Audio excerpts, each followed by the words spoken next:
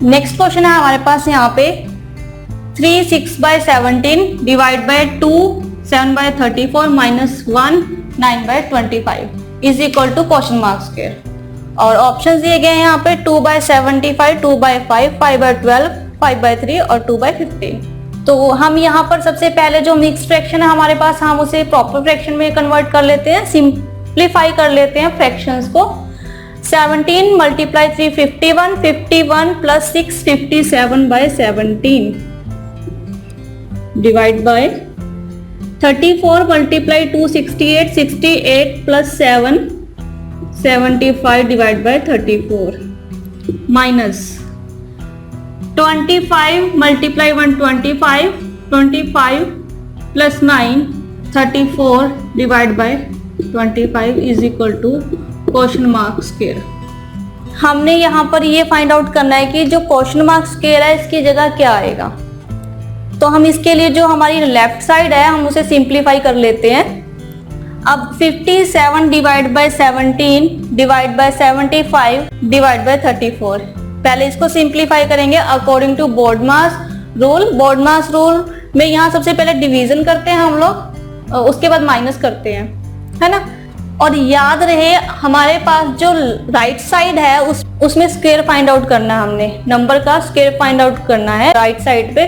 तो left side में जो हमारे पास आंसर आएगा वो स्क्वायर रूट में आएगा, उसका हमने स्क्वायर फाइंड आउट करना होगा, ठीक है। तो जब हम दो नंबर के बीच, अगर हमारे पास दो नंबर ऐसे है जो डिवीजन में है और उनके बीच में भी अगर हमें डिवीजन का साइन मिलता है, तो आपको याद होगा कि हम उसे किस तरह से सॉल्व करते थे। आप लोगों को याद होगा ये a divide by b divide by c divide by d। जब हम इन्हें करते थे सॉल्व तो हम इसे क्रॉस मल्टीप्लाई करते थे, याद है आप सभी को।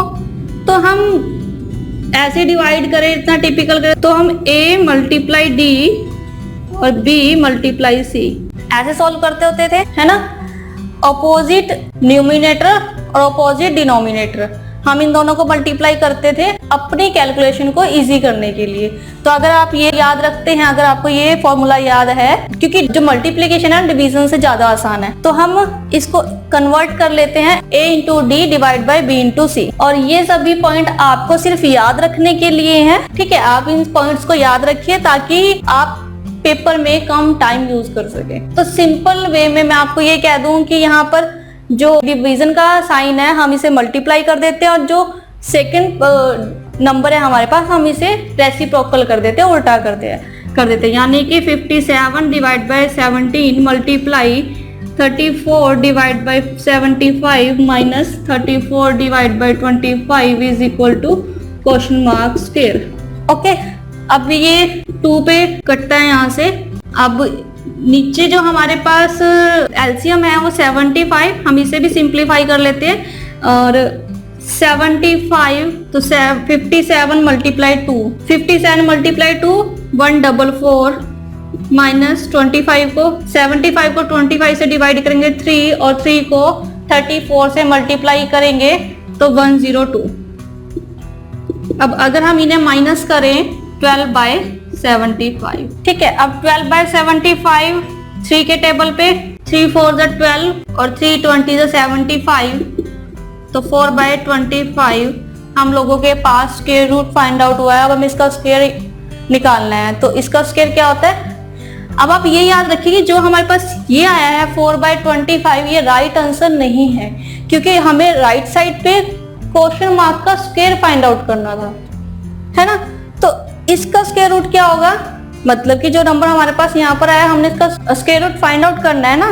तो इसका स्क्वायर रूट क्या होगा, मतलब कि ये जो 4/25 है ये किसका स्क्वायर रूट है, 4 है 2 का और 25 है 5 का। तो एक जो हमारे पास राइट आंसर आया वो आया है 2/5। तो ऑप्शंस में 2/5 हमारे पास राइट आंसर है।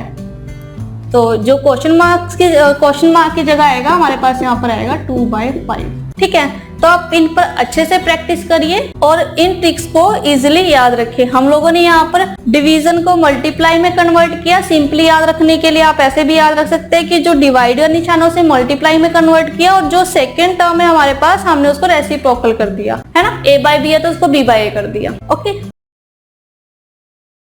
नेक्स्ट क्वेश्चन है हमारे पास 5 1/2 plus bracket 1 divide by 3 25/9 bracket close minus 4 1/13 is equal to question mark. Option दिए हमें यहाँ पे 63 divide by 52, 13 divide by 23, 25 divide by 52, 83 divide by 52 और नन ऑफ दिस। ठीक है, अकॉर्डिंग टू बॉडमास रूल हम सबसे पहले ब्रैकेट को सॉल्व करेंगे। ठीक है, और यहाँ पे डिवाइड का निशान है पहले से ही। अगर यहाँ पर प्लस का निशान होता, माइनस का निशान होता, डिवीजन मल्टीप्लिकेशन कोई भी निशान होता तो हम सबसे पहले ब्रैकेट को ही सॉल्व करते, क्योंकि बॉडमास रूल में सबसे पहले हम ब्रैकेट को सॉल्व करते हैं। ठीक है, तो ये मैटर नहीं करता कि डिवाइड है, प्लस है, माइनस है, तो हम सबसे पहले ब्रैकेट को ही सॉल्व करेंगे। तो 1 divide bye 9 multiply 3 27, 27 plus 25 52 divide by 9। Okay, तो अब यहाँ पे 1 डिवाइड बाय 52/9, तो जो सेकंड फ्रैक्शन है हम इसे रेसिप्रोकल कर ले और इस डिवाइडेबल साइन को मल्टीप्लाई में कन्वर्ट कर दें, यानी कि 1 मल्टीप्लाई 9/52 रेसिप्रोकल किया हमने, तो ये 9/52 हमारे पास सॉल्व हुई है ब्रैकेट।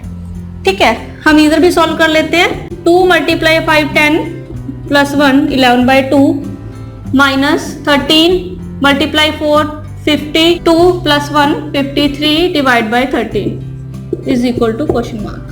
अब 11/2 प्लस ये 9/52 minus 53 divide by 13 is equal to question mark. मैं आपको समझाने के लिए, आपकी क्लैरिफिकेशन के लिए स्टेप बाय स्टेप लिख रही हूँ। आप शॉर्टकट्स अप्लाई कर सकते हैं। आप यहाँ पर भी 9/52 लिख सकते थे। ठीक है, तो मैंने सिर्फ आपको समझाने के लिए, आप लोग कंफ्यूज ना हो, एक स्टेप ज्यादा लिखा है यहाँ पे। ठीक है, तो अब हम इसका एलसीएम ले लेते हैं। 52 एलसीएम इन सबका। अब 52 को 2 से डिवाइड करेंगे तो 26 को 11 से मल्टीप्लाई करेंगे 286 प्लस 52 को 52 से डिवाइड करेंगे 1 मल्टीप्लाई 9 माइनस 52 को 13 से डिवाइड करेंगे तो 4 और 4 को 53 से मल्टीप्लाई करेंगे 212 is equal to question mark. अगर हम इन सबको सॉल्व करेंगे तो 286 प्लस 9 295 माइनस 212 83 डिवाइड बाय 52, यानी कि जो हमारे पास क्वेश्चन मार्क की जगह जो आंसर था वो था 83 डिवाइड बाय 52। ठीक है, तो आप इन पे अच्छे से प्रैक्टिस कीजिए और क्विकली क्वेश्चन। नेक्स्ट क्वेश्चन है हमारे पास 5 multiply 192 divide by 8 plus 132 divide by 534 divide by 24 minus 36.25 और ऑप्शंस हैं 18, 17, 28, 19 और नन ऑफ दिस। तो हम इस क्वेश्चन में सबसे पहले अकॉर्डिंग टू बॉडमास रूल हमने डिवीजन को सॉल्व करना है ना, लेकिन हम इसमें सबसे पहले उठाएंगे न्यूमिनेटर पार्ट है इसका। न्यूमिनेटर को सॉल्व करेंगे, देन डिनोमिनेटर को सॉल्व करेंगे। हम न्यूमिनेटर में सबसे पहले डिवीजन को सॉल्व करेंगे। 192 divide by 8, 192 divide by 8 24, 24 multiply with 5, then उसमें प्लस करेंगे 132। ठीक है, तो 5 मल्टीप्लाई 192 डिवाइड बाय 8 होता है 24 प्लस 132। तो ये हमारा न्यूमिनेटर पार्ट है, मैंने ये सॉल्व किया है अभी तक और ये इसको सॉल्व करके आया है 252। ठीक है, न्यूमिनेटर पार्ट को।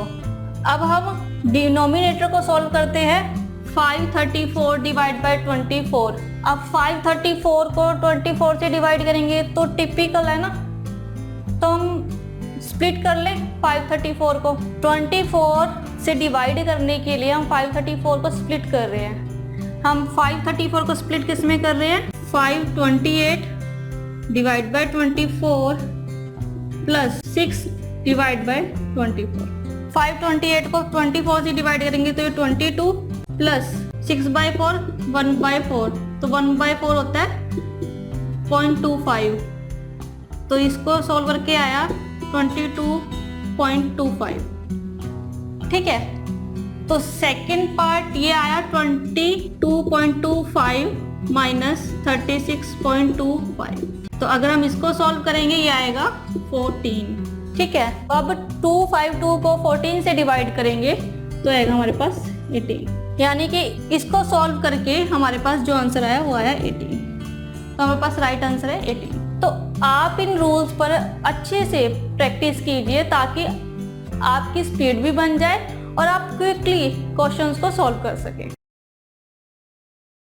नेक्स्ट क्वेश्चन है हमारे पास curly bracket round bracket 484 bracket close की power 1/2 multiply 189 multiply rounded bracket 7 to 9 bracket close की power 1/3 curly bracket close divide by curly bracket rounded bracket 12 की पावर 2 मल्टीप्लाई 441 राउंड ब्रैकेट में की power 1/2 और curly bracket close है is equal to question mark. ठीक है, और option दिए गए हैं 15.75, 16.75, 12.37, 16.25 और 16.50। तो अकॉर्डिंग टू BODMAS रूल हम सबसे पहले ब्रैकेट्स को सॉल्व करेंगे यहाँ पे। ठीक है, अब यहाँ पे ब्रैकेट्स ना हमारे पास दो तरह की दी हुई है, एक कर्ली ब्रैकेट्स दी गई है, एक राउंडेड ब्रैकेट्स दी गई है ना। ट्रायंगल ब्रैकेट्स भी होती है जो स्क्वायर वाली होती है। तो हम सबसे पहले ब्रैकेट्स को सॉल्व करेंगे। अब बात आती है कि हम सबसे पहले कौन सी ब्रैकेट को सॉल्व करेंगे।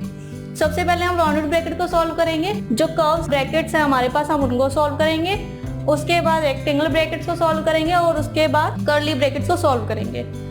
तो हम इसे सॉल्व करते हैं। सबसे पहले 484 1/2 किसका स्क्वायर रूट है, ये 22 का। ठीक है, मल्टीप्लाई 189 देन मल्टीप्लाई 7 to 9 किसका क्यूब है, 9 का, डिवाइड बाय 12 स्क्वायर 144 मल्टीप्लाई 441 की पावर 1/2 इसका स्क्वायर रूट क्या होता है 21।